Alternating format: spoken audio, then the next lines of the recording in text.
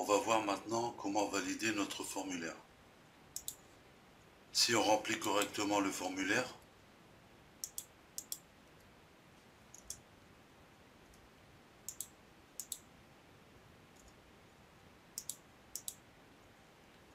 on a bien les informations qu'on attend.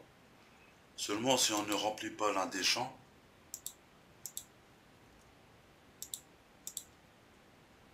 on voit que les données sont transmises malgré que le champ nom soit vide. On va se rendre dans le fichier traitement forme et créer une première règle de validation sur le champ nom. On va créer une condition qui dit que si le champ nom est vide,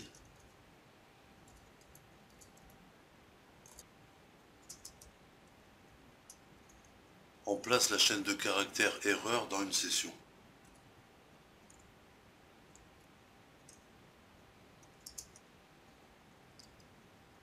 Que l'on nommera par exemple statut.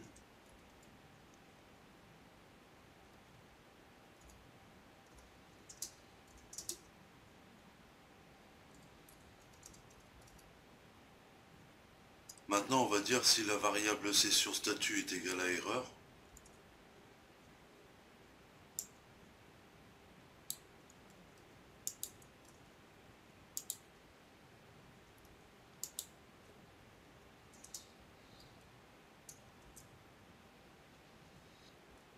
On aura un message différent.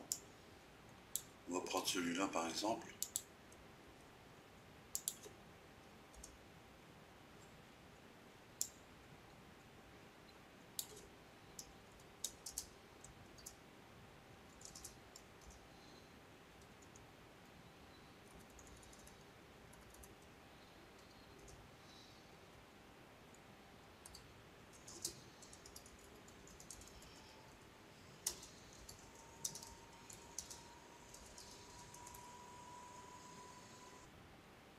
Sinon, on reste dans le cas de figure précédent.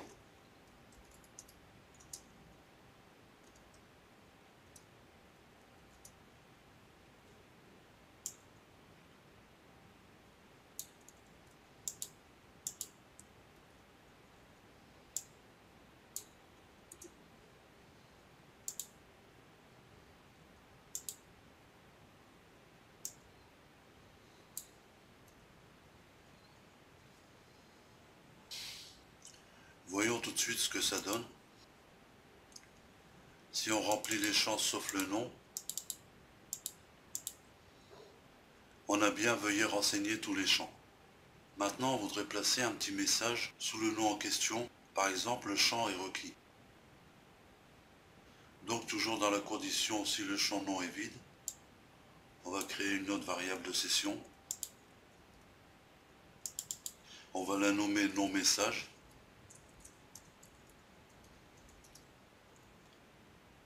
Avec pour valeur le champ nom est requis.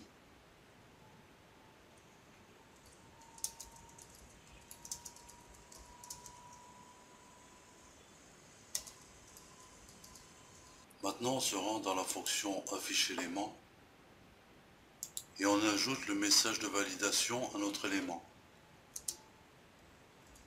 On va nommer cette variable validation message.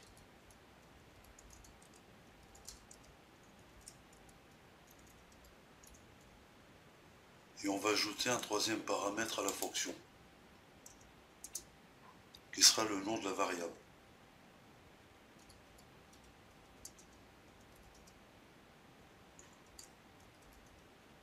Avec une chaîne de caractères vide comme valeur par défaut.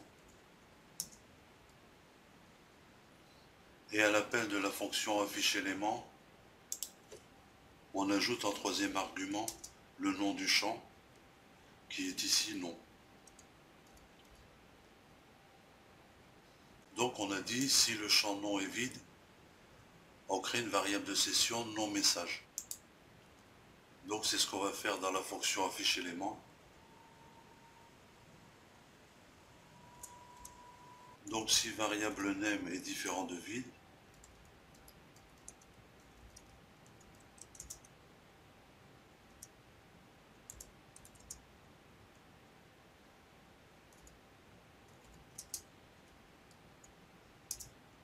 on on crée une variable session validation name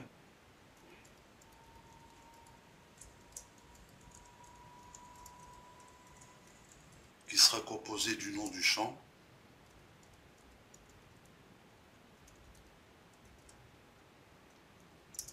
et de la chaîne message.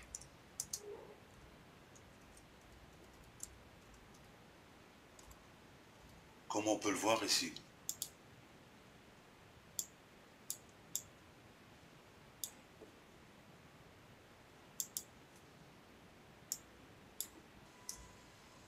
Maintenant, on va vérifier si la variable de session existe.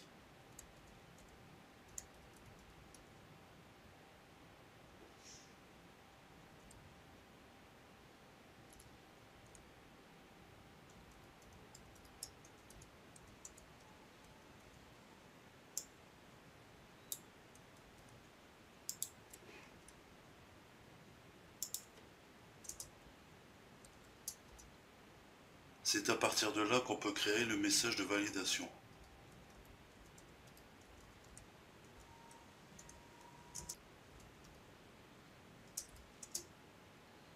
On va le placer dans une div.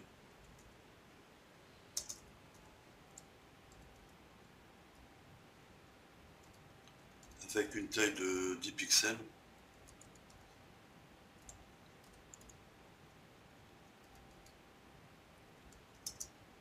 Une couleur rouge.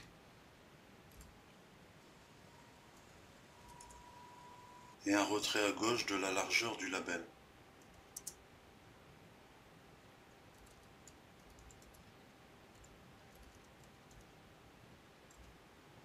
C'est-à-dire 120 pixels.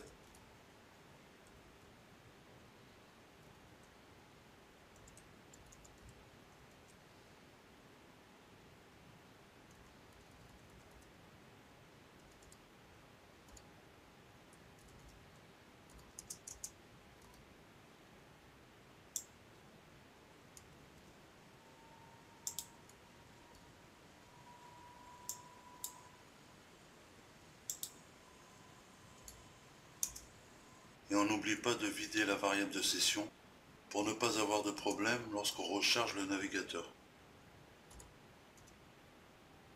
Donc maintenant, si la variable de session n'est pas définie,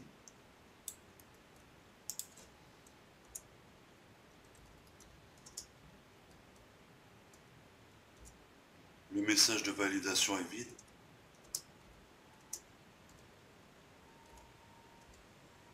Et pareil lorsqu'il y a une valeur dans le champ.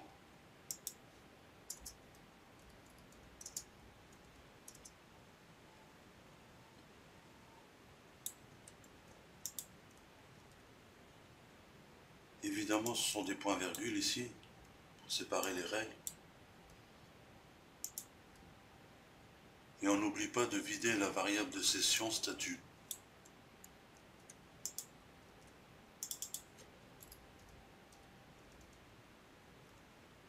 On peut passer au test maintenant. On remplit les champs sauf le nom.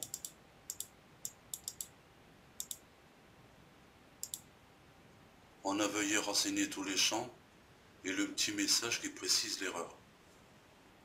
On va faire la même chose avec le champ prénom. Donc on copie ça.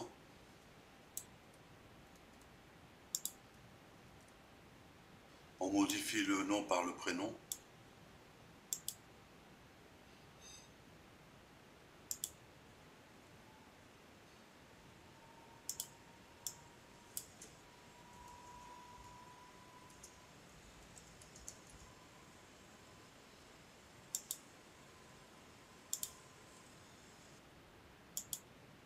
À l'appel de la fonction affiche élément, on met le prénom.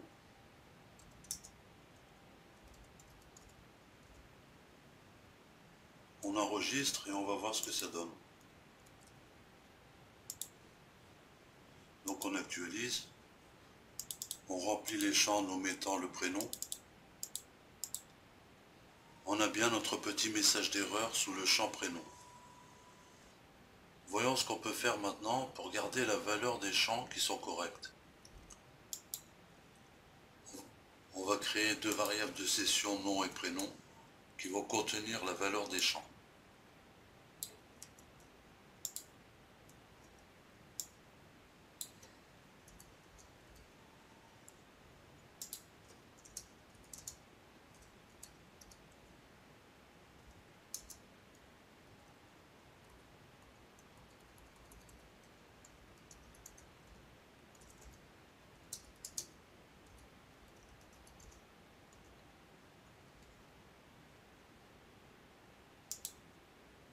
Et dans la fonction affiche forme, on va commencer par tester l'existence de ces variables.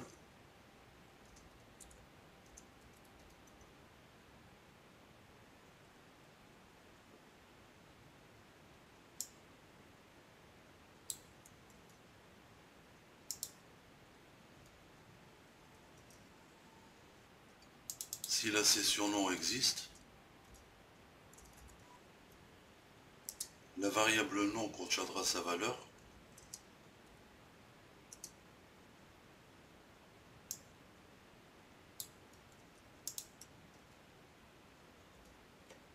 Sinon, la variable nom sera vide.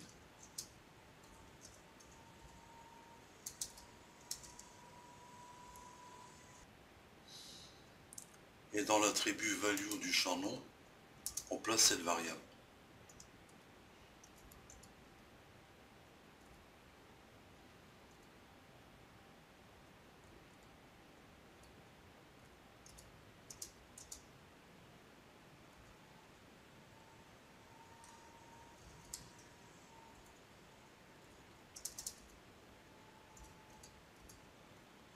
On fait la même chose avec prénom.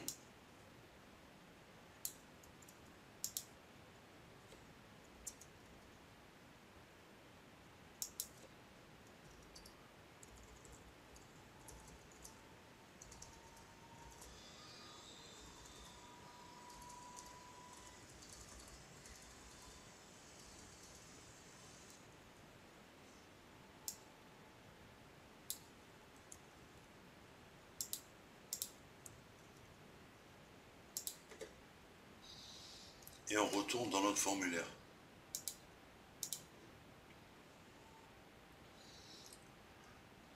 On remplit le champ nom.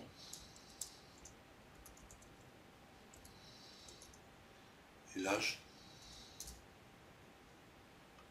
On voit que le champ correctement rempli est toujours présent. Si on ne remplit pas le champ nom cette fois-ci,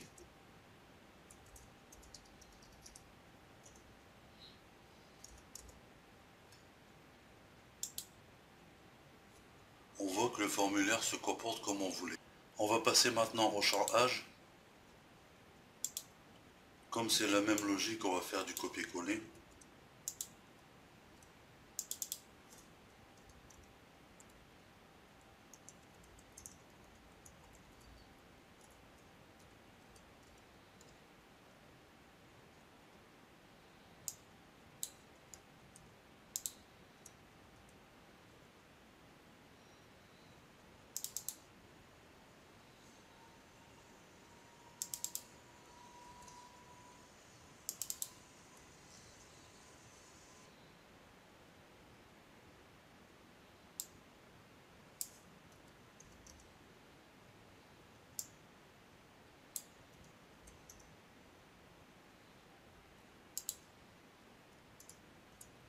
On s'assure de vider les sessions nom, âge et prénom dans la partie où tout se passe bien.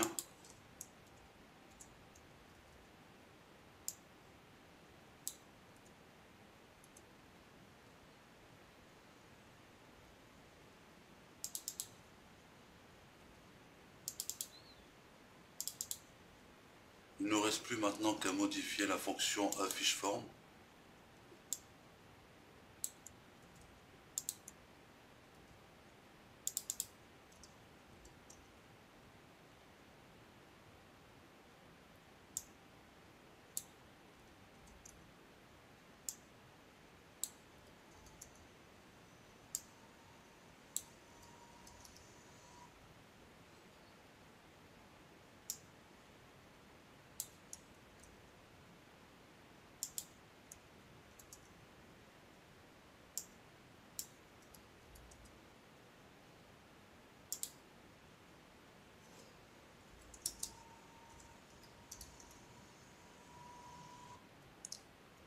Passons au test.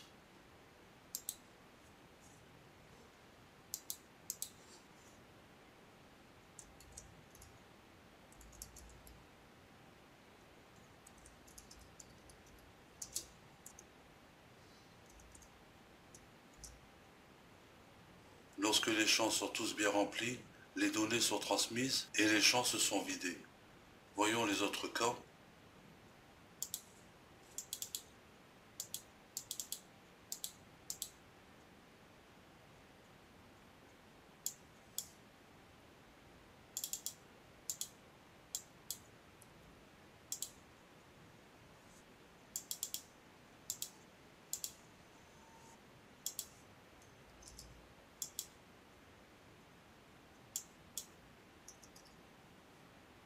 On voit par ces différents tests que la validation du formulaire est opérationnelle.